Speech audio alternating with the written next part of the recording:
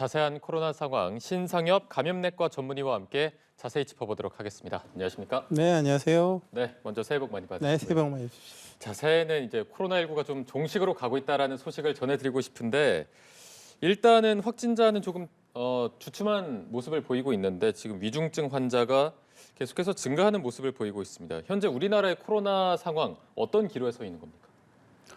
지금 이제 11월 정도부터 시작됐던 이제 7차 국내 대유행은 이제 사실 제가 보기에는 지난주 정도가 이제 단기 정점은 지났다고 생각을 합니다.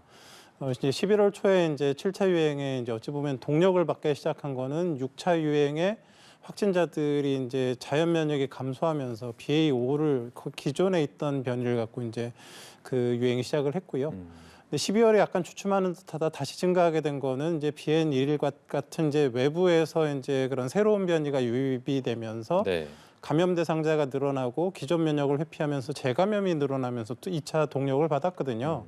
그런데 이제 그런 1, 2차 동력을 이제 받으면서 이제 두 달 가까운 이제 기간이 이제 지나면서 지금 이제 7차 유행에 의한 자연 면역자들이 이제 많이 늘어나서 이제 어느 정도 이제 그런 자연 면역에 의한 유행 억제가 가능한 상태가 됐고 또 하나 이제 중요한 게 지금 7차 유행을 주도하던 어찌 보면 가장 중요한 그런 연령대가 10대였습니다. 그런데 10대들이 이제 방학을 하면서 이제 그런 10대들이 3일 공간에 모이는 그런 상황들이 좀 완화가 됐기 때문에 아마도 이제 당분간 이 7차 유행은 이제 정체나 감소 추세로 이제 가게 될 것 같은데 이제 여기에 이제 변수가 사실 두 가지 정도가 남아 있습니다. 네. 이제 하나는 지금 이제 계속 얘기가 되고 있지만 중국에서 이제 대규모 유행이 되고 있으면서 이제 중국에서 이제 확진자 유입이 되거나 혹시라도 또 신규 변이가 나타나서 이제 국내 유입이 됐을 때의 영향을 이제 좀 면밀히 관찰해야 되는 게 또 하나가 있고요. 그리고 지금 많이 이제 언급들을 안 하고 계시는데 제가 보기엔 좀 더 심각한 것 중에 하나가 지금 미국입니다. 미국이요. 예, 지금 미국 같은 경우는 이제 BA.5가 유행하고 나서 한두 달 전까지는 이제 BQ.1.1이 이제 우세종이 돼가지고 유행을 하고 있었거든요. 근데 최근 뭐 2, 3주 만에 지금 XBB.1.5라는 변이가 이제 전체 뭐 40%를 넘어갈 정도로 이제 우세종화되고 있는데 이게 변이를 갖다 우리가 따질 때에 이제 어떤 걸 가지고 이제 주로 이제 위험성을 보냐면 그 스파이크 단백질이라는 곳에 그 중요한 유전자 변이가 몇 개 있느냐를 갖고 따지거든요. 그런데 BQ.1.1이나 우리나라에 들어와 있는 BN.1이나 이런 것들은 그게 6개 정도의 이제 주요 유전자 변이가 있다 그러면 지금 XBB.1.5는 9개 정도가 있습니다. 거기에다가 지금 여러 연구 결과들을 봤을 때 전파력이 상당히 높은 걸로 알려져 있어서 지금 미국에서 대규모 유행을 하고 있고 BQ.1.1이나 XBB 같은 경우는 이제 기존의 항체 치료제나 그 우리가 이제 고위험군들 면역 저하자들한테 쓰고 있는 이브실드도 지금 다 회피를 해서 사용을 불가능하게 만들 수도 있는데 그런 특징들을 다 갖고 있는 그런 변이 중에 하나거든요. 그래서 중국도 중국이지만 이제 그 외에 좀 위험한 변이들이 나타나고 있는 미국이나 이런 나라들에 대한 그런 변이들이 국내에 유입되지 않도록 관리하는 그런 부분들까지도 좀 더 신경을 써야 되는 상황이라고 봅니다. 지금 7차 재유행은 일단 단기 정점이 지난주쯤에 지났다고 보셨는데 변수로 두 가지. 많이 알고 계신 중국 부분이 있었는데 지금 미국을 더 주목하고 계시거든요. XBB.1.5라는 이 변이가 굉장히 또 치명적인 걸로 보이는데 이런 부분들이 지금 뭐 해외 유입 사례가 증가하는 부분에 다 반영이 된 겁니까? 그렇죠. 그 과거에 이제 우리가 지금 해외 입국자에 대해서 1일 이내 전수 PCR 검사를 하던 시절이 있었습니다. 근데 몇 개월 전까지는 그랬었는데 그때 당시 해외 유입 확진자가 세 자릿대였거든요. 뭐 200~300명 이상을 넘어가는 경우가 많았었는데 그 이후에 이제 그런 전수 조사가 없어지면서 사실 최근 들어서는 하루에 이제 두 자리 정도의 이제 해외 입국 확진자가 나타났었거든요. 근데 이제 얼마 전부터 이제 뭐 그 중국발 입국자 중에서 확진자 수가 늘어나고 또 전 세계 유행이 지금 그렇게 안정 상태가 아닙니다. 네. 그래서 지금 다시 이제 100명을 넘어가는 해외 확진자가 100명을 넘어가는 그런 상황을 보이고 있어서 이런 해외 확진자에 대한 그런 변이에 대한 면밀한 감시와 또는 유입 방지에 대한 어느 정도 이런 대책들이 마련되지 않으면 국내 역시 국내 유행에 영향을 받을 수밖에 없어서 그런 부분들에 좀 집중을 해야 될 것 같습니다. 네, 지금 확실히 전 세계 유행이 안정적인 상황은 아니다라고 진단해 주셨고 그런데 지금 중국에서 워낙 기하급수적으로 늘어나고 있어서 더 시선이 쏠리고 있는데 중국의 유행 상황이 지금 우리나라에 미칠 영향은 어느 정도로 저희가 봐야 될까요? 지금 이제 중국의 상황을 이제 어떻게 보시면 될 것 같냐면 우리가 이제 작년에 이제 그 델타 유행을 거치고 나서 얼마 있지 않아서 바로 오미크론 유행이 왔습니다. 네네. 근데 그때 당시에 어느 정도의 방역 완화랑 맞물리면서 사실 뭐 수십만 명의 환자가 한참 동안 나오지 않았었습니까? 그때 당시 뭐 화장장이 뭐 모자라고 의료 시스템 부하도 생기고 그런 경험들을 우리가 했는데 지금 중국 같은 경우는 아예 제로 코로나 정책을 펴다가 이게 급격하게 완화를 하면서 그때 당시 우리가 겪었던 오미크론보다 훨씬 더 그 빠른 그런 확진자 수 증가와 의료 시스템 부하를 겪고 있거든요. 그러니까 이렇게 대규모 유행이 나타났을 때 뭐 어떤 나라들 보면 뭐 해외 입국자, 중국 입국자의 반 이상이 지금 확진돼서 들어오는 그런 상황이기 때문에 우리나라랑 어찌 보면 가장 가까운 곳에 있고 교류도 상당히 활발한 그런 나라인 상황에서 우리가 어느 정도 그런 부분에 대한 그런 제한을 둘 수밖에는 없고 또 하나 이제 문제가 우리가 이제 이제 코로나19 변이를 갖다 그리스 알파벳을 이제 붙이지 않습니까? 뭐 알파, 베타, 델타 하면서. 근데 이제 옛날 기억을 이제 한번 되살려 보시면은 영국이나 그러니까 미국이나 이제 유럽 쪽에서 대규모 유행을 하고 나서 알파 변이가 생겼고요. 그다음에 인도에서 대규모 유행을 하고 나서 델타 변이가 생겼고 아프리카에서 대규모 유행을 하고 오미크론이 생겼습니다. 그런데 어떤 지역에서든 이렇게 대규모 유행이 나타나고 근데 그 유행이 잘 통제가 되지 않은 상황에서 그리스 알파벳이 바뀌는 새로운 변이가 나타나게 되거든요. 그런데 지금 중국 같은 경우는 그런 새로운 변이가 나타날 수 있는 모든 좋은 여건들을 다 갖추고 있는 상황입니다. 그래서 확진자 수 단순 유입이 문제가 아니라 이런 새로운 변이가 나타나서 유행하게 됐을 때는 사실 기존의 면역이 회피되고 우리가 기존에 쌓아왔던 어쩌면 방역의 역량들을 한꺼번에 무너뜨릴 수도 있는 그런 위험한 상황이 올 수도 있기 때문에 그런 해외 유입을 막기 위한 그런 조치들이 이제 필요한 상황이고 그래서 지금 정부에서 중국에서 입국하는 모든 확진자들 같은 경우는 그 검체를 전장 유전자 유전자 검사를 해가지고 그 변이 여부 확인을 하겠다라고 지금 얘기를 하고 있는 거죠. 대규모 유행이 있고 나서 여태까지 통계를 보면 항상 새로운 변이가 등장했기 때문에 지금 중국이 딱 그런 상황이다. 네. 새로운 변이의 가능성도 저희가 좀 대비를 해야 될 텐데 말씀해주신 지금 우리 정부의 대응, 뭐 PCR 검사를 의무화하고 단기 비자도 중단하는 부분은 이 정도로 지금 충분하다고 보시는지 적절성에 대해서는 어떻게 보십니까? 지금 이제 그 해외 입국 관련의 이런 방역들, 검역 관련된 부분들은 각 나라의 그런 방역 역량에 따라서 달라지는 겁니다.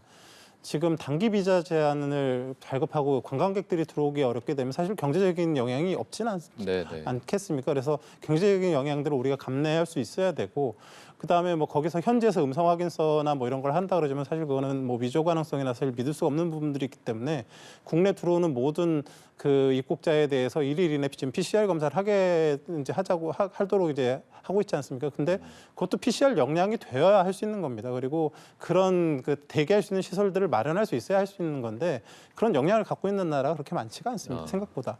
그리고 또 지금 해외 유입의 그런 변이 감시를 위해서 그런 확진자 전부에 대해서 전장 유전체 검사를 한다. 이 역시도 이런 역량을 갖고 있는 나라가 많지는 않거든요.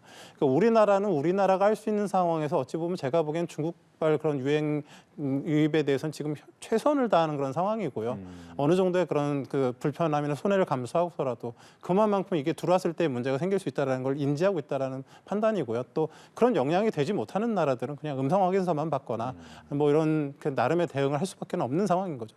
지금 우리 정부가 갖고 있는 PCR 역량 내에서는 충분히 가능한 조치로 보고 계신데 뭐 중국 본토뿐만 아니라 홍콩이나 마카오 등에 대한 입국자에도 추가 방역 조치가 있어야 되는 거 아니냐라는 의견도 있어서 이 의견은 어떻게 보십니까? 홍콩과 마카오 역시도 사실은 같이 어느 정도의 제한이 있어야 된다고 생각을 합니다. 사실 중국 본토와 별로 다르지 않은 어찌 보면 같은 나라이고 또 교류가 상당히 많은 편이긴 한데 일단은 지금 그 정부에서는 이제 중국이 이제 가장 지금 위험한 상황이기 때문에 홍콩, 마카오의 현지 그 유행 상황보다는 중국에 초점을 맞추는 것 같고요. 그게 중국, 마카오까지, 홍콩이나 마카오까지 영향을 받아서 위험성이 높다라고 했을 때는 우리나라의 방역 역량을 살펴서 거기에까지 그런 그 제한을 갖다 확대할지 여부를 이제 추후에 결정하게 될 것 같습니다. 추가 방역 조치에 대한 필요성과 함께 같이 생각해봐야 될 문제가 지난달만 해도 이제 1월 중순이나 후반쯤에는 실내에서도 마스크를 좀 벗을 수 있을 것이다라는 얘기가 나오고 논의가 좀 오갔는데 지금 상황에서 실내에서 마스크를 벗는 조치는 저희가 좀 어떻게 받아들여야 될까요? 글쎄 뭐 이제 방역 조치들은 뭐 여러 가지가 있죠. 뭐 백신 접종도 있고 뭐 사회적 거리두기도 있고 어찌 보면 마스크 착용도 있고. 그런데 이 백신 접종 같은 경우는 사실 이게 어느 정도 뭐 수개월이지만 효과가 있고 이제 우리가 그런 것들을 예측을 할 수 있지만 사회적 거리두기나 마스크 착용은 그거 하고 있는 그 순간에만 효과가 있습니다. 그러니까 이제 마스크 착용이라는 거는 뭐 이 외부 환경이 그 코로나19 감염의 위험한 환경이라고 그러면 사실은 그게 정부에서 의무 사항이든 아니든 본인이 쓰시는 게 맞는 거고요. 외부 상황이 안전한 무슨 한적한 야외에 있다 그랬을 때 그러면 정부에서 의무 사항이라고 해도 그걸 반드시 써야만 그게 효과가 있는 건 아니거든요. 네네. 그러니까 이제 그 마스크라는 거는 사실은 이제 위험하면 써야 되고 안 위험하면 벗어도 되는 건데 이걸 이제 국민들이 개개별적으로 판단하기는 어렵기 때문에 정부에서 어느 정도 방역의 가이드라인을 줘야 됩니다. 그러면 정부 입장에서 이 코로나19 유행이 어느 정도 안정화가 되고 또 마스크를 벗어서 확진자가 늘더라도 의료 시스템 부하가 심하지 않겠다라는 그런 판단이 됐을 때에 국민들에게 이 정도쯤 되면 의무사항이 아니라 권고로 해서 필요할 때만 잘 쓰십시오 이렇게 얘기를 할 수가 있는 건데 이제 그런 외부의 감염 상황이 안정화가 됐다는 판단을 하는 데 있어서 지금 중국발 변수가 생기고 다른 이제 해외 유입 그 변이의 변수가 생겼다라는 거죠. 그래서 네네. 이제 그런 부분들을 좀 명확히 좀 봐가면서 정말로 안정화가 됐을 때 그런 제안들을 할 수 있기 때문에 지금으로서는 언제 어떻게 할 수 있다라고 예단을 하기에는 변수들이 조금 추가적으로 생긴 상황이라고 보시면 될 것 같습니다. 네, 그 마스크 해제하는 거 그 권고를 어떤 단계별로 나눠서 해야 된다는 의견도 있어서 실제로 지금 어떤 가이드라인이나 단계별로 나누는 기준에 대한 논의 같은 게 이루어지고 있을까요? 뭐 이미 그 기준을 발표를 했죠. 그래서 4가지 기준 중에 뭐 2가지 정도를 만족하는 상황에서는 마스크 착용을 의무화해서 이제 해제가 아니라 권고로 바꾸겠다라는 1차적인 얘기를 했고 그럼에도 불구하고 정말로 고위험 시설이나 이런 곳에서는 그 의무화를 좀 남겨놓겠다. 그 이후에 완전히 좀 이제 안정화가 됐다는 판단이 섰을 때에는 그냥 자율화로 하겠다. 이렇게 2단계로 이제 진행이 될 걸로 예상이 되고 있고요. 근데 당장에 이제 의무화를 권고로 바꾸는 그런 상황에서 지금 중국발 변수와 해외 그 변이 상황들을 조금 더 모니터링을 해야 되는 상황이라고 생각합니다. 네, 뭐 국내 방역 조치라고 하면은 마스크를 쓰는 부분이나 백신 접종 부분이 있겠는데 지금 백신 접종이 독감 접종률보다 현저히 낮더라고요. 이 원인은 저희가 어떻게 봐야 될까요? 사실 뭐 독감 백신이야 뭐 지금 고위험군 분들은 사실 매년 연례 행사처럼 계속 맞아 오셨던 거거든요. 네네. 독감은 뭐 1년에 한 번만 접종을 하는 그런 부분들도 있고 또 이제 뭐 접종을 하면서의 그런 불편감이나 이런 부분들에 굉장히 다 익숙하신 편이고 그렇기 때문에 그 독감 백신의 접종의 수용성들은 그냥 꽤 높은 것 같습니다. 근데 지금 코로나19 같은 경우는 지금 어르신들 같은 경우는 지금 4번, 5번까지도 맞는 그런 지금 상황에서 이 접종 수용성도 좀 떨어지고 네네. 또 접종하고 나서 좀 불편한 것도 있고 이제 여러 부분에 있어서 그 좀 백신을 그래도 또 이렇게 자주 맞아도 괜찮은지 생각도 들고 또 맞아도 또 걸리는 것 같고 사실 그래서 이제 여러 가지 좀 그 백신 접종의 수용성이 좀 낮은 그런 상황이거든요. 아하. 뭐 그럼에도 불구하고 지금 이제 그래도 감염 취약 시설 같은 경우는 이제 50% 이상이 이제 맞으신 상태이고 지금 문제는 이제 60세 이상 어르신들의 백신 접종률이 30% 남짓으로 조금 낮은 상황인데 지금 그런 이제 추가 지금 우리가 지금 맞고 있는 개량 백신, 이가 백신 같은 경우는 독감 백신이 매년 똑같은 백신을 맞는 게 아니라 그 변이에 따라서 맞춤형으로 개발을 해서 맞는 거거든요. 그러니까 어찌 보면 이번 지금 BA.5 유행에 맞춤형으로 개발된 백신이거든요. 그래서 다음번 백신 접종 스케줄이 어떻게 될지는 모르겠지만 지금의 이가 백신은 다행히도 지금 우리가 돌고 있는 그런 유행균제에 어느 정도 잘 맞는 편이기 때문에 그런 그 고위험, 위중증이나 사망으로 진행할 수 있는 고위험군 분들은 조금 적극적으로 접종을 해주시는 것도 좋겠습니다. 네, 지금 정기석 단장도 코로나19 특별 대응 단장을 맡고 있죠. 정기석 단장이 개량 백신은 감염 예방 효과가 개선이 됐고 이상 사례 신고율도 크게 줄었다라고 하면서 접종을 계속해서 독려하고 있습니다. 기존의 백신과는 정확히 어떤 게 달라진 겁니까?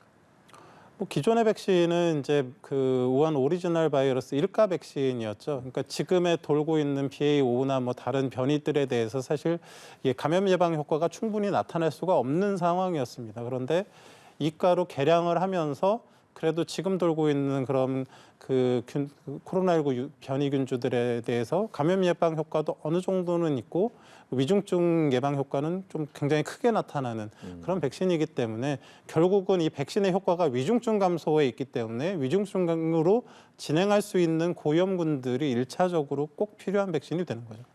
인센티브제 도입이나 혹은 뭐 백신 치료제를 무상으로 해야 된다는 부분에 대해서는 좀 어떻게 생각하십니까? 글쎄 뭐 인센티브가 뭐 그렇게 크게 효과적일지는 잘 모르겠습니다. 결국은 정부에서 이런 설명을 잘 해서 고용분들 위주로 이렇게 목표한 바들이 있었는데 그런 것들을 잘 챙겨주시면 좋을 것 같고요. 다만 이제 장기적으로 봤을 때 지금 코로나19 치료제가 뭐 100만 원 가까이 하는 굉장히 고가입니다. 그리고 네네. 백신도 이렇게 가격이 이렇게 좀 적은 건 아닌데 이제 정부의 정책에 이게 잘 이렇게 따라주셨던 분들이 걸렸을 때의 그런 이제 치료하는 상황과 또 그렇지 않은 부분에 치료하는 상황에서의 그런 좀 차이를 두는 그런 상황들이 벌어질 수는 있을지 모르겠다고 생각을 합니다. 그런데 지금 아직 그 코로나19의 국내 상황이 이렇게 안정적이지가 않고 중국 이웃 나라에서 이제 대규모 유행을 하고 있는 상황에서 그런 뭐 좀 그런 차별적인 얘기를 하기보다는 전국 그 국민들을 잘 설득을 해서 필요한 분들에게 백신 접종을 하고 또 위험한 때는 마스크를 좀 잘 써달라고 이렇게 당부도 좀 드리고 이런 상황들이 더 중요하다고 생각을 합니다. 네, 알겠습니다. 코로나19 상황 짚어봤고요. 신상엽 감염내과 전문의와 함께했습니다. 오늘 고맙습니다. 네, 고맙습니다.